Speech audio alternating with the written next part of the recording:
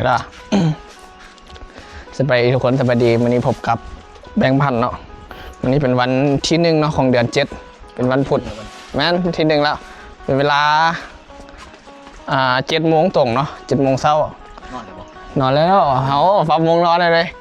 แต่ว่าวันนี้เขาจะพาไอ้เฮาไปปั่นเครื่องเราไปซักเครื่องเพราะว่าเราอยากกันนั้นเห็นแล้วเพราะว่าเครื่องมันเป็นย้ำฝนได้เลยตอนนี้ฝนกระตกเป็นย้ำฝนแล้วแบบซักเครื่องมันเกิดยากแข็งเนาะมันจะมีกลิ่นอับเราก็อยากซักแล้วเราก็อยากใส่เลยนะทุกคนเราก็เลยที่พาไปตู้อบเครื่องเนาะอยู่แถวบ้านไอโซ่เพื่อแหละก็ไกลเติบไปเลยหน่อยไปไหวก่อนโอเคกำลังจะออกไปเนาะแต่ว่าฝนตกยิบอยู่เขาก็บ่เคยใส่แค่ในตู้เขาบ่เคยใส่แค่จะเคยใส่ปะฮะบ่เคยแบบมันต้องเฮ็ดจังไหนมันต้องย้อนเรียนปะเดี๋ยวให้มึงลองเลยเดี๋ยวเขาจะไปลองเบิ่งเนาะเดี๋ยวเขาจะออกเก็บออกไปก่อนทุกคนนี่ก็เขากำลังเกี่ยมเครื่องเขาก็หลายมือคือกันเนาะยังวัดทัก เพราะว่ายังปรับวงนอนอยู่เพราะว่าเขาจีแบบตื่นเศร้าเดี๋ยวเพราะว่านอนกลางคืนแบบตื่นขึ้นมากับบุ้มีอย่างเนาะอาการนอนเขาก็ตื่นกลางเว้นเนาะแล้วก็นอนกลางคืนเนาะเพื่อเขาจะได้เห็ดอย่างหลายๆอย่างเนาะทุกคนเอาไปเบิ่งกันเนาะว่าชีเป็นยังไงเนาะเพราะเขาบุเคยซักแค่เนาะเขาก็จะไปลองเบิ่งกับไอ้เฮาเนี่ยไอ้เฮาจะพาไปเนาะทุกคนนี่เนาะทุกคนช่วงน้ำฝนทางบ้านกับที่เป็นที่ไหนเนาะตรงนี้มันเป็นนายบ้านคันไอ้ตรงนี้เป็นในบ้านน่าจะได้เห็ดอยู่หนทางคอนกรีตนะว่าน่าจะทางพี่กว่านี้ ขนาดเราโอ้ยเชื่อขนาดเราอันนั้นรถยังซีเพแล้วนะตัวใหญ่เลยแต่คันย้ำมันถึงย้ำแบบมันย้ำฝนหนทางกับขี่ฝุ่นไงขี่ออกมาเนี่ยคันแบบแต่งตัวแล้วรอออกมาเนี่ยจนอยากขี่รถจักรออกมาทุกคนที่ดีเลยเนาะแบบคันแบบห้อนซีไปหันไปนี่นะคันว่าแบบถึงย้ำแบบย้ำมันขี่ฝุ่นนะแบบขี่ออกมาปุ๊บผมก็แข็งแล้วสินะหน้าก็แบบเหนียวอย่างสมมติเสื้อสีขาวอย่างวันนี้อ้าวแต่น้ำมันต้องใส่เยี่ยวออกมามันจะแข็งเนาะแล้วเอาเป็นเฮ็ดด้วยมันเซ็ตทรงผมให้เลยเนาะไปหาผู้สาวว่าไอ้จะยอมพกสีแดงที่จริงบริยอมเนาะที่จริงขี่ฝุ่นทางบ้านได้หน่อยสิเนาะเอาไปต่อกันทุกคนทางบ้านมันดีหรอทางบ้านเขาหันมันก้อนนั้นเข้าไปทางบ้านหันมันเป็นทางคอนกรีตแล้วหนีแล้วทางบ้านเขานะแมนขาดองเสร็จแล้วจ้ะค่าดองแม่นผู้ใดไม่ลูกสาวค่าดองขึ้นแล้วเพราะว่าทางบ้านดีเลยทางบ้านเขาแต่ว่าเขาจะพาไปอีกอยู่เนาะบ้านเขากับตาเจเนาะเดี๋ยวจะพาไอ้เฮาไปพูดเลยพาไปเบิ่งทางบ้านไหมแล้วก็ไปเบิ่งผู้สาวแถวบ้านเนาะเด็กน้อยไงขึ้นมามีแต่คนทำงานเลยเดี๋ยวนี้เบิ่งรถเบิ่งมาได้โอเคไอ้เฮาเบิ่งมาได้มีแต่เขาโอ้ไอ้กระดงนาเลยนี่อยากมาถ่ายบอลนี่ขนาดนะแต่ว่ามันเป็นดินซ้อนโตของกระเจ้าเนาะเอามาถ่ายบ่ได้จริงๆมันกะเข้าได้แต่ว่าแบบเป็นเขตแบบกระเจ้าห้ามนะเพราะว่ากระเจ้าเห็ดหัวอย่างใช้แต่มันคักเลยทุกคนคันให้โทนี่มาขอให้กันนายจะเข้าอะไรอยู่แต่ว่าอยากยุ่งยากนะทุกคนงามดีเลยเอาไปเดินทางต่อกันยังอีกโดดนิ้วเนาะที่ห้อนขี่รถจักรมาอีกจักรโลเขากับผมไปบ้านไอโซจักรโลอะประมาณ6 โลไก่อยู่ได้ล่ะ7 โลแต่ว่ารถมันติดเนาะเพราะว่าแต่ว่ามือซ่อมฝนตกที่รถมันก็ยังบลายไปเลยแต่รถใหญ่ก็จะมีอยู่แต่คันเป็นมือธรรมดาที่แบบเขาที่ไปหาไอโซมันรถมันติดมันก็เลยโดนกระขับไฟแดงอีกเนาะมันก็คืออยู่ปากเซมันใกล้กันราคาแบบเขาขี่ไปแป๊บเดียวมันก็หอนโอ้ยระวังเลยแบบเป็นเฉียวยังไงว่าไม่ยางฝนแบบย่านมืนร่มเนาะเขาก็เอากล้องไอ้เหี่ยวถ่ายนี่เหมือนกล้องโทรศัพท์เขาเอาเลยเขาก็หอนทางไงล่ะรถมันก็ไม่ค่อยไล่ไปเลยเพราะมันฝนตกโอ้ทุกคนเขาจะไปต่อกันทุกคนเขามาใกล้ที่ฮอดแล้วเนาะเขาไปชักอยู่แถวข้างเซเว่นมันน่าจะมันน้อยเนาะทุกคนก็เลยแบบเรื่องมาชักอยู่ข้างบ้านในสวนเพราะมันมีพื้นที่หลายเนาะใกล้ที่ฮอดแล้วขนาดมือฝนตกได้เนี่ยทุกคนแบบตอนแรกก็คิดว่ารถที่โบราณไปไหนแบบมันเป็นมือฝนตกนะแต่ฝนตกรถก็ยังติดขึ้นเราอยู่เวียงจันทร์เนาะแล้วก็ยังแบบไปเวียกขึ้นเราเนาะเขาก็ตื่นเช้าเนี่ยเนาะเป็นโมงก็ยังแบบไปเวียกเลยแต่ว่ามันเป็นชั่วโมงเร่งด่วนมั้งค่ะฝนตกอย่างที่ฝนตกรถก็ยังติดขึ้นเรารถแรงหลายเรา คาราบาลังเทือแบบอยู่เขียดนอกลังเทือแบบฝนตกซิแบบรถอาจจะบ่มีแล้วเนาะแต่เอากับบุคอยไปใส่เด้แต่ว่าอยู่ในเมืองเนี่ยแบบฝนตกปุ๊บรถก็ยังตกหลายฝนก็ยังตกกระแหงรถก็ยังติดก็ ดีนพันเลยทุกคนที่เขาก็มาฮอนละอยากให้ทุกคนเบิ่งเนาะขาส่งมันจนเปียกตอนแรกคิดว่าที่บุเปียกตอนแรกออกมามันก็แค่คอยเนาะขี่ไปขี่มาแห้งเฉยทุกคนโอ้ย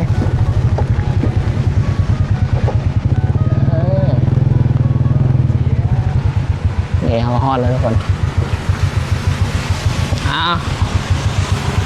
อึ๊บ กระบะกระทงวัดมาจะได้ เสียบ โอเคแล้วอึ๊บโอ้หนักเลยวะ เดี๋ยวมันเกือบว่ะเอาเนาะฮอนเลยทุกคนไม่ได้ปลดเกือบน้ำเนาะเขาบอกเคยสักเฉยๆเลยเอาสิว่าขาแบบขาเปื้อนหมดนะเดี๋ยวหามก็ฮะตัวใดคือใช้เขาลานอ้นเปียกไอ้เหี้ยวเดี๋ยวเขาก็คอนละคืออันนั้นคือไปวางบนหันโอ้นี่มันเป็นตุกอบมันวะ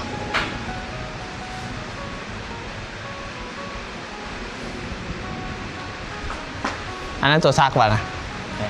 อันนี้ตัวอบมันมีคนละตู้กันอีก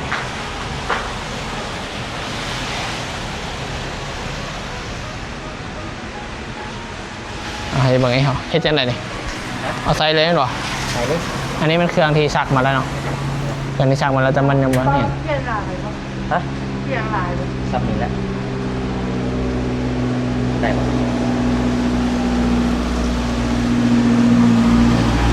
ถ้าเปียกหลายมันบ่ให้ใส่เนาะมันเปียกหลายมันก็บ่แห้งก็หรอกไอ้เหี่ยวก็ใส่เนาะต้องเฮ็ดจังไดต้องสแกนเอาวะเดี๋ยวมีสแกน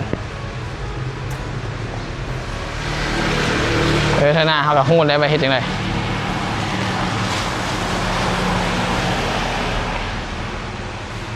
เราก็ใส่ไปเลยอันหยาเลยโอ้เปียกแล้วพี่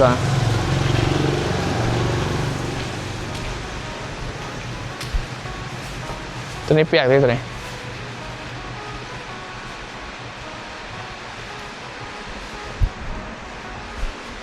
นี่มันมีข้อห้ามผมห้ามน้ำผ้าที่ซักมือแล้วเปียกเขาอบด้วยคราบเดี๋ยว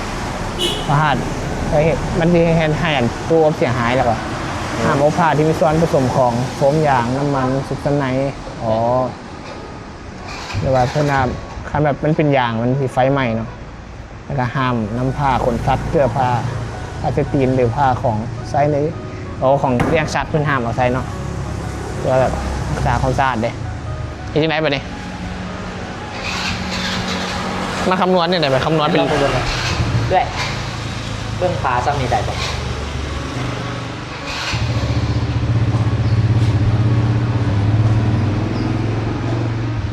ฟ้าเปียกซับนี่ได้เพราะว่า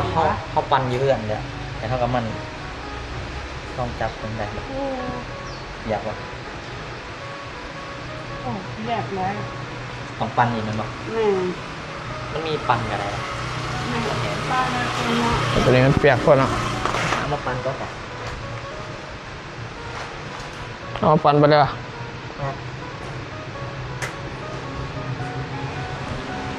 ยังบ่ขนมนะเพราะเปียกแห้งมันบ่ได้นี่กระตู้อบเพื่อน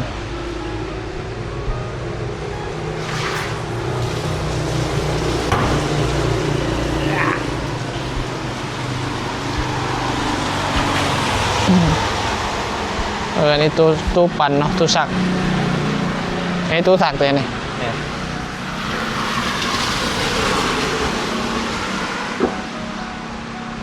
เพิ่นก็มีแบบเขียนข้อห้ามอย่างนี่เขาลังเทียเป็นไผ่ที่แบบโบงูเนาะ เอ๊ะเปิดไอ้โต๊ะมันปั่น ไอ้โซอัญญากูอีกแล้ว อยู่เพื่อน กูยังงานนี่มายากกูอีกเหรอวะ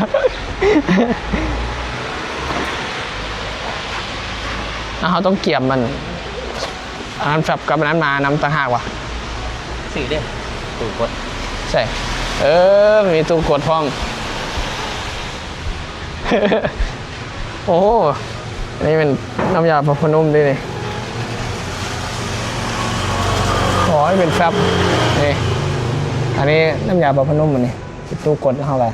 เอาอย่างนี้เดี๋ยวมันสแกนเลยเดี๋ยวเขากันเลยเขาเลือกตัวเลขว่าเขาที่ใช้ตัวใด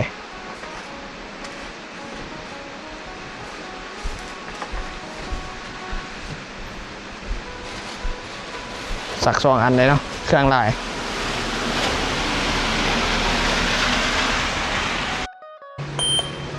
เดี๋ยวมันเป็นแบบ เรียน30 เลือกสักเนาะเอาไปได้อันนั้นมาใส่ปะ โบเอาสบู่เลยใส่สัก4สบู่ป่ะ เอา สัก2เกลือให้ดู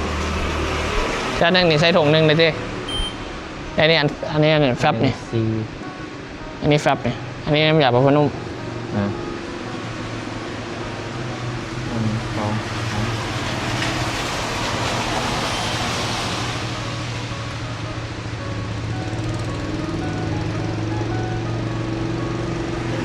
เสียเงิน2ต่อ เรียกได้ไปเลย สักข้อ2 ไม่ใช่ปะ สักขา2 กดอะไรหรอ1 2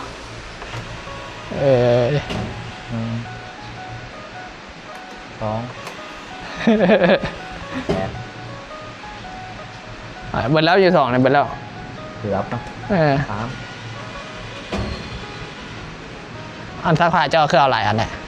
ฮะ อันซักผ้าคือเอาหลายอันแหละ ไปใส่ตู้ละ2ถุงตู้ละ3ลองดูนะไม่ถึงยังเลย13แบบป้าพนม13 แล้วมันต้อง13เดี๋ยวตกลงมาละ รวมได้2อันบ่ ฮะ มันก็13อีก อ้าว อ้าว ได้ ได้ดูว่า ได้อยู่ โอ้เก่าสักผ้า ไปเลยว่ะ สักผ้าจะทงหรือเปล่า ซีเจ้ามาซีละ เฮีย เอาไปเถอะจะยังไงไปเนี่ยฮะ จะทงหรือเปล่า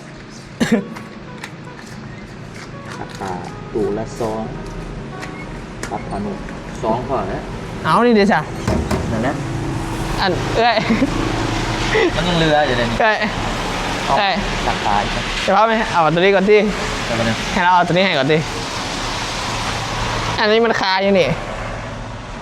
มันขาดอยู่ มันตกมาแล้วมันคาเลย อันเดินไป แต่กี่ว่า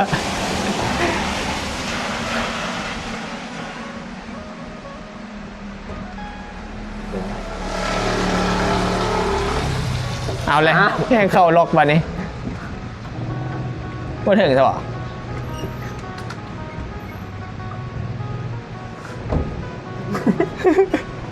เอาเลย โอ้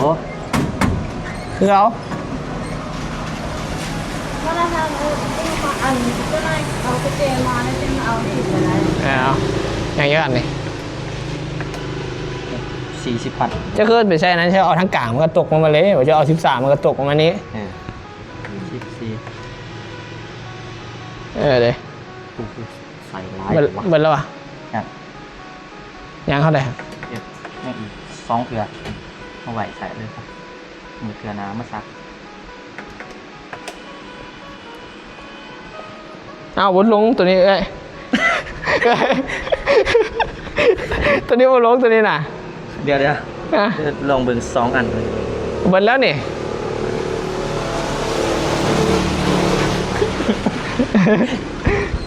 โอ้เลยแล้วเลยมาดิ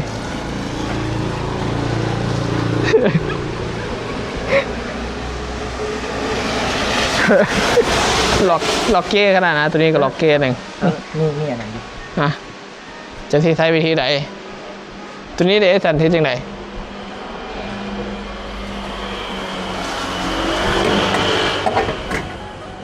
อันนี้คีบเนาะ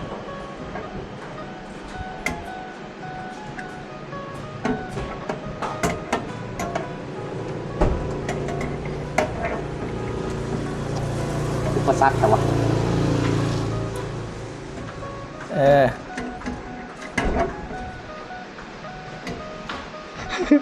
บอกเรามาเบิ่งก่อนนะมีตัวนี้กับตัวนี้ไปสิ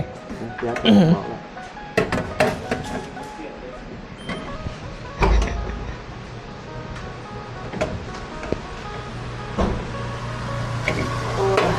เลย บอใส่เฮาเฮ็ดเบิ่งมา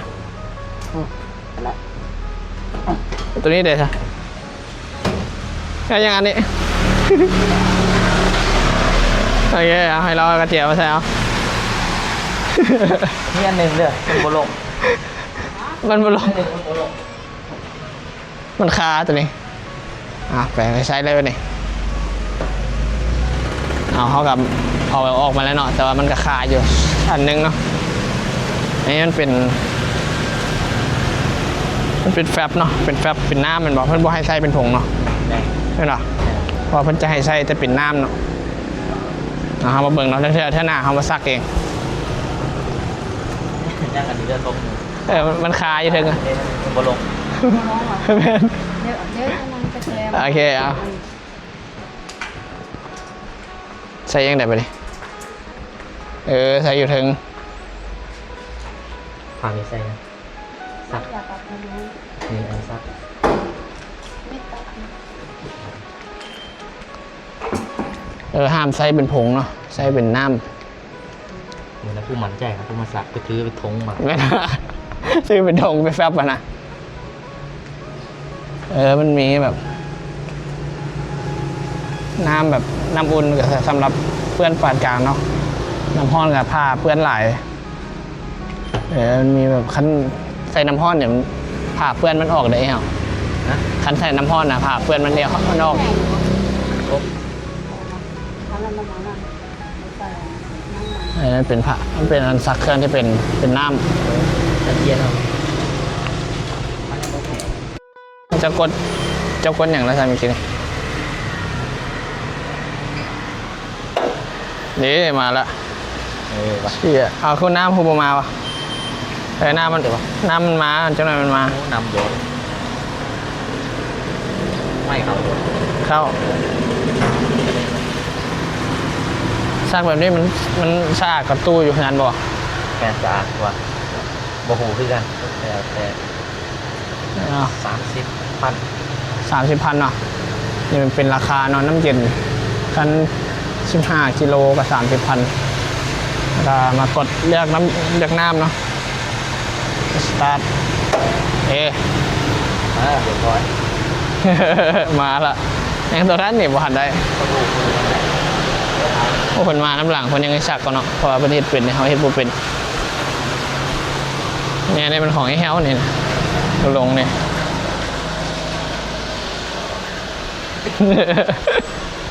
เสือจะว่าจะสักเป็น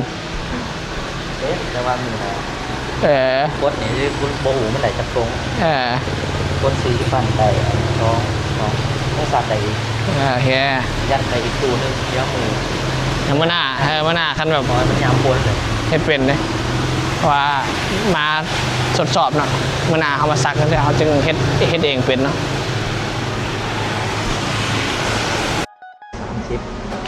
30 ฮะเราก็ตอนนี้ก็ซักแล้วนะเนาะสิปันชิโอมว่ะคือจังไหนวะ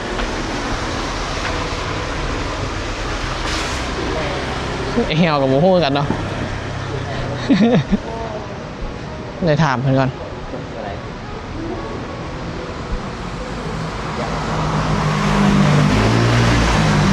ซ้ำกัน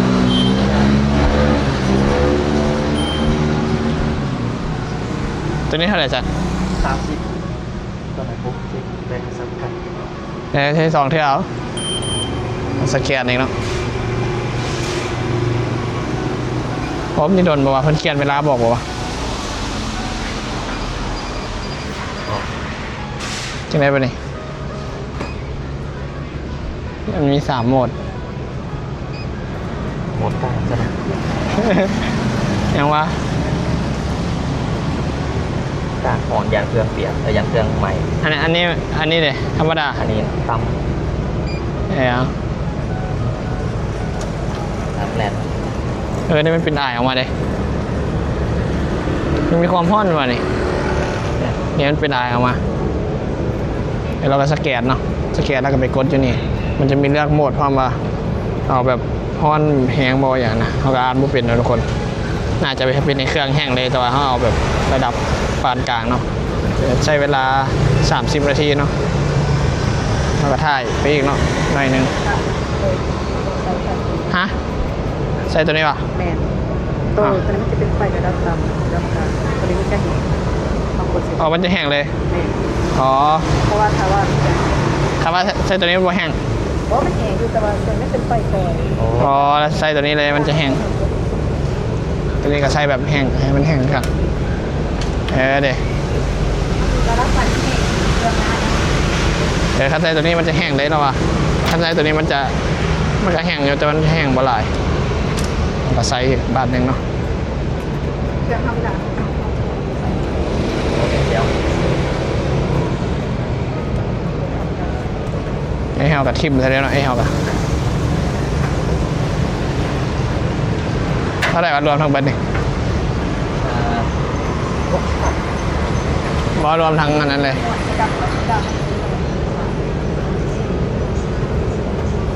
เสียนะ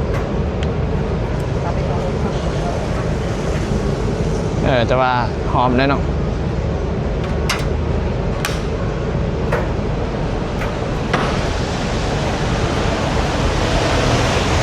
โอเคอันนี้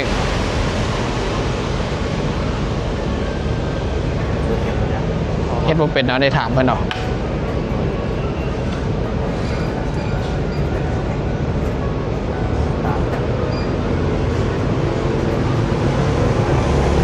ร้อย ได้แล้วนี่ นะ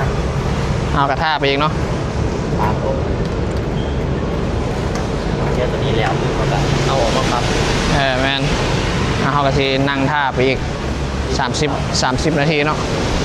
ทำบ่เป็นไงไอ้โถบ่วะ นะ ทำบ่เป็นไงไอ้โถบ่วะ เอาไป ฮะ ไปก็ได้ ไปวะ ไปก็ได้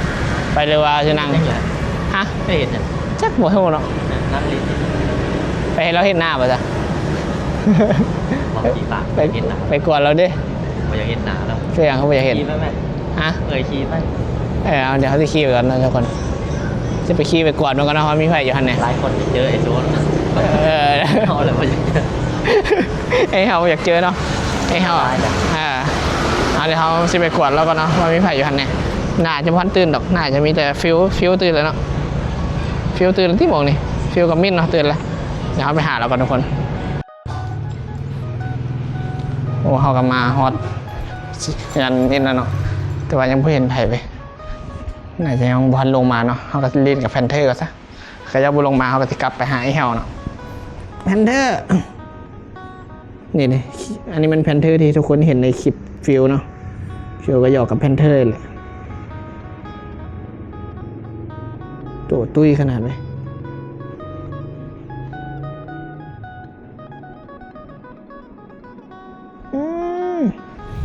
น่าจะยังบอลลงมาทั้งไงเนาะให้เราพักผ่อนก่อนแล้วน่าจะเบิ่งบาทเนี่ยพี่เมย์ก็ตื่นมาเห็ดละ มาเบิ่งสิเนาะมาเบิ่งลาดลาวสิลงเทเราตื่นแล้วเนาะเอาดิกลับไปหาไอ้เหี่ยวก็วันทุกคน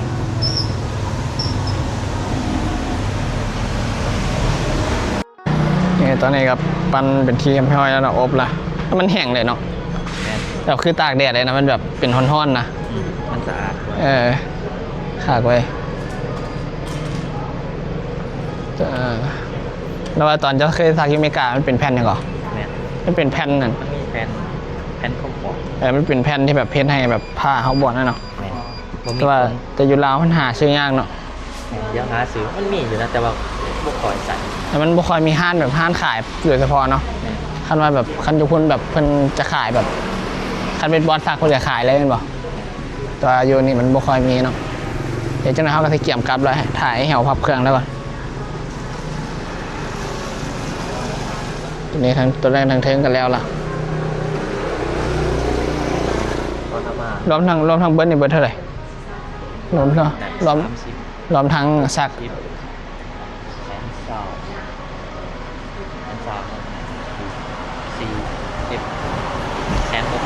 รวมทั้งเบิร์ดป่ะรวมทั้งซื้อนะฮะ แม่น รวมทั้งเบิร์ดก็เป็น160,000เนาะกับพัน10 เหรียญเนาะประมาณ7 เหรียญเนาะอันที่เงินดอลลาร์ก็ประมาณ7 เหรียญ7 เป็นเหรียญแต่ก็โอเคเลยเอาว่าแบบซักแล้วมันก็แห้งเลยไซส์เลยเนาะเป็นไผ่ที่แบบอยากนุ่งเลยนะคือแหวเราไม่อยากท่าเด้คันแบบท่ามันก็แบบเจ็ดท่าโดนเนาะนั่นคือแบบเครื่องมันก็อัพเนี่ยที่เราก็ได้นุ่งเลยมันก็แห้งเลยแต่มันขาดก็ได้เนาะแบบแห้งแล้วมันแบบหอมเลยนะคือนั่นคือเขาเอาไปตากแล้วถ้ากินมันหายนะ แม่นแล้วก็ค่อยๆให้คุณ ขาเสีย แล้วมันก็ขาดเสื้อแล้วอ่ะนั่นคือเขาเอาไปตากนั่นคือแบบเขาเฮ็ดหอมๆมันเราซักมาแล้วเอาไปตากกินมันก็หายเนาะแต่เฮ็ดซี่กับข้าวกันแบบจะใส่เลยแล้วก็หอมเลยทุกคนเขากันเตรียมกราฟก่อนมาเนี่ยเราทุกคนเขาก็ไปซักเครื่องมาแล้วเนาะแล้วก็กลับมากินข้าวอย่างนั้นล่ะเดี๋ยวเขาก็ซีนนั่งพักผ่อนหน่อยนึงก่อนแล้วเขาก็ซีอัดเพลงเนาะจังหน่อยนึง